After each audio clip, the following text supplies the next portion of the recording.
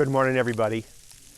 On this date, December 29, in 1825, Jacques Louis David died. He had been a painter, and some of his paintings of the French Revolution and Napoleon are quite famous. And he died on this date up in Brussels after self-imposed exile. By the way, I'm on the rail trail in my town of Douglas. This had been an active train track, and it's now a place for hikers, bikers, and outdoorsy people.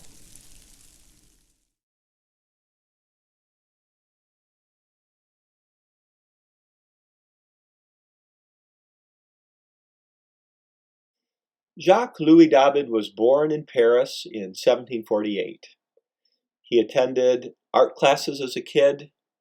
He competed for various prizes in art competitions. And after winning one that was quite prestigious, he was able to travel, so he went to Italy. He was 26. He went there to study the classics, and he developed an interest in what became known as history painting. So that's kind of his claim to fame. He came back to Paris in 1780 when he was 32. He became a member of the Royal Academy, pictured here. And in 1784, he painted the Oath of the Herati. This is based on a Roman story of three brothers who were willing to fight for Rome against the neighboring cities, three brothers.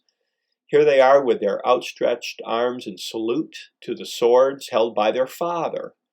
And this brings up questions of patriotism and virtue, very much on people's mind during the time of the French Revolution. And this painting, during the Revolution, the lictors bring to Brutus the bodies of his sons, refers to a story of Brutus sitting on the left who had founded the Roman Republic.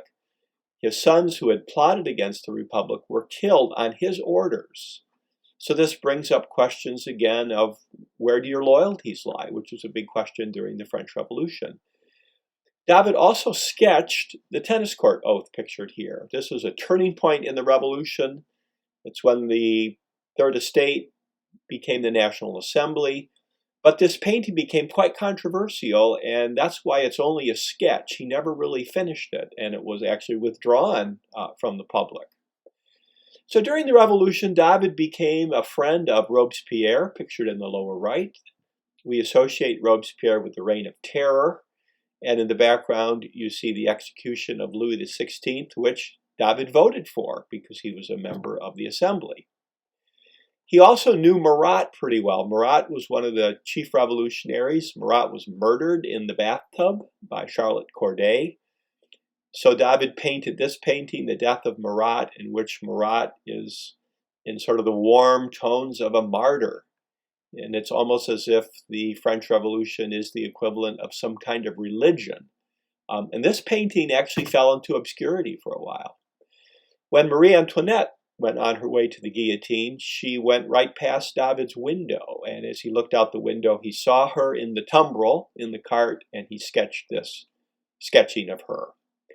Well, he survived the fall of Robespierre, and when Napoleon came to power, Napoleon asked him to do some painting. Here's Napoleon crossing the Alps in the early 1800s, very heroic. This is actually based on a picture of Alexander the Great, and in the rocks nearby you can see the name Alexander, Charlemagne. And when Napoleon became emperor, he not only crowned himself, but he crowned his wife, and this is what's going on here. And David painted this. He actually put his own face in the crowd. In the crowd are various notables, including the Pope, who's clearly playing second fiddle to Napoleon. Well, Napoleon fell, and here's a picture of Napoleon on his way to Elba in the South Atlantic.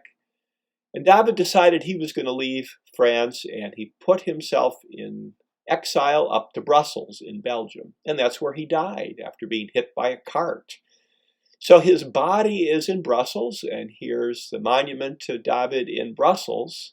He was not allowed to be buried in France because he had voted to execute Louis XVI. But they did take out his heart, and it is in Paris at Père Lachaise Cemetery in the David family plot. So if you go to Paris and you go to Père Lachaise, check it out. a chronicler of the Revolution.